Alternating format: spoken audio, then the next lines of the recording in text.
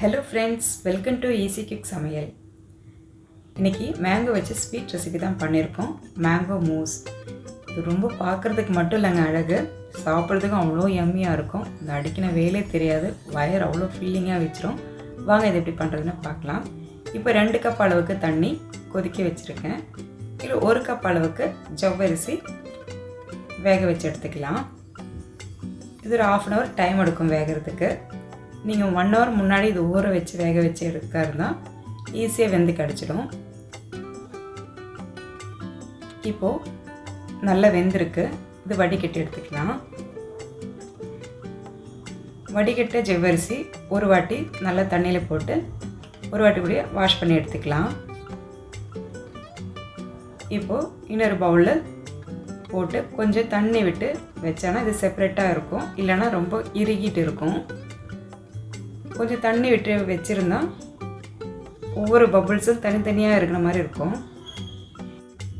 இந்த டெசர்ட் செய்கிறதுக்கு இந்த ஜவ்வரிசி வேக வைக்கணும் வேலை தான், மற்றபடி பெரிய வேலை எதுவுமே கிடையாது. இப்போது சப்ஜா சீடும் நம்ம ஊற வச்சுக்கலாம். ஒரு 10 நிமிஷம் தான் டைம் எடுக்கும். 1 ஸ்பூன் அளவுக்கு சப்ஜா சீடு எடுத்திருக்கேன். அதுக்கு 1 கப் அளவுக்கு தண்ணி நல்லா விட்டு ஊற வச்சு எடுத்துக்கலாம். இப்போ இதுக்கு ஒயிட் க்ரீம் நம்ம ரெடி பண்ணிக்கலாம். ஒயிட் க்ரீம் ரெடி பண்ணுறதுக்கு ஒரு பவுலில் கோகோனட் மில்க் 1 கப் எடுத்திருக்கேன்.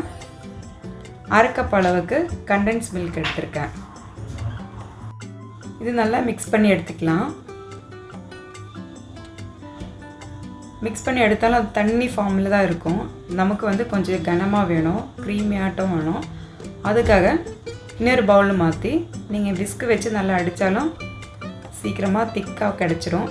இல்லை இந்த மாதிரி மிஷின் வச்சு பண்ணாலும் ரொம்ப ஈஸியாக முடிஞ்சிடும் வேலை. இப்போ நம்ம 1 ஸ்பூன் அளவுக்கு விப்பிங் க்ரீம் போட்டால் கொஞ்சம் திக்காக தான் கிடைக்கும்.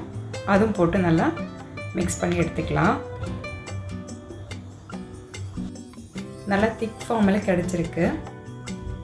இப்போ நம்ம மாங்காய் கட் பண்ணி எடுத்துக்கலாம். அதில் தோல் எடுத்து இந்த மாதிரி ஸ்பூன் வச்சு எடுத்தோன்னா ஈஸியாக வந்துடும்.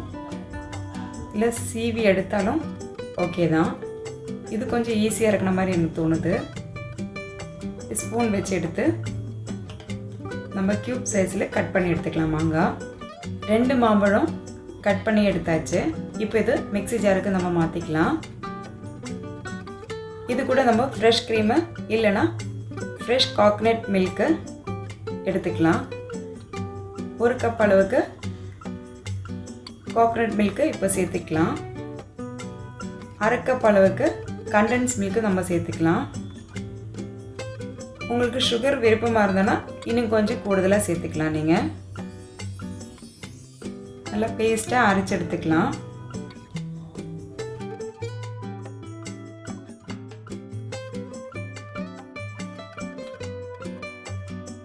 இந்த மாதிரி பவுலில் நம்ம வேக வச்ச ஜவ்வரிசி சேர்த்துக்கலாம். நம்ம அரைச்சி வச்ச மேங்கோ பியூரியும் இதுக்கு மேலே போட்டுக்கலாம். கொஞ்சம் ஈவனாக ஸ்ப்ரெட் பண்ணி விடுங்க. அதுக்கு மேலே நம்ம ரெடி பண்ணி வச்ச ஒயிட் க்ரீமும் மேலே விடலாம். கொஞ்சம் திக்காக இருந்தால் தான் இது கீழே இறங்காமல் மேலே மட்டும் ஒயிட் லேயராக தெரியும். அதுக்காக தான் நான் திக்கான பேஸ்ட் மாதிரி ரெடி பண்ணியிருக்கேன். இப்போது இதுக்கு மேலே நம்ம கொஞ்சம் ஃப்ரூட்ஸ் வச்சுக்கலாம். டெக்கரேஷனுக்கு கலர்ஃபுல்லாக தெரியுது. கொஞ்சம் மாதுளம் சேர்த்துக்கலாம். கொஞ்சோண்டு சப்ஜா சீடும் நம்ம ஊற வச்சது மேலே சேர்த்து சாப்பிடும்போது அவ்வளோ எம்மியாக இருக்கும், டேஸ்டியாக இருக்கும். நீங்கள் எல்லோரும் செஞ்சு பார்த்து எப்படி இருக்குன்னு சொல்லுங்கள். உங்களுக்கு இந்த வீடியோ பிடிச்சிருந்தனா லைக் பண்ணுங்கள், சப்ஸ்கிரைப் பண்ணுங்கள், ஃப்ரெண்ட்ஸ் அண்ட் ஃபேமிலிக்கு ஷேர் பண்ணுங்கள். எப்படி இருந்தது கமெண்ட் பாக்ஸில் கமெண்ட் பண்ணுங்கள் ப்ளீஸ். என்ஜாய் பண்ணி சாப்பிடுங்க, ஆரோக்கியமாக வாழுங்க. Thanks for watching.